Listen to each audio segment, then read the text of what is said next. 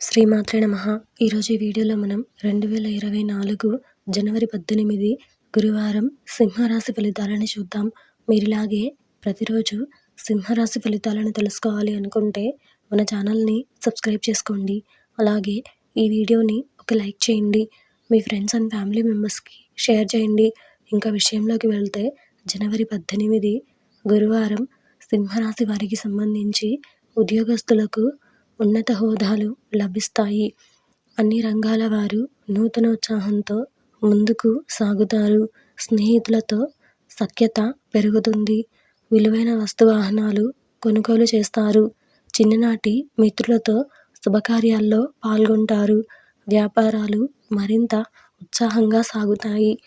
ఈరోజు మీకు కలిసి వచ్చే సంఖ్య 5.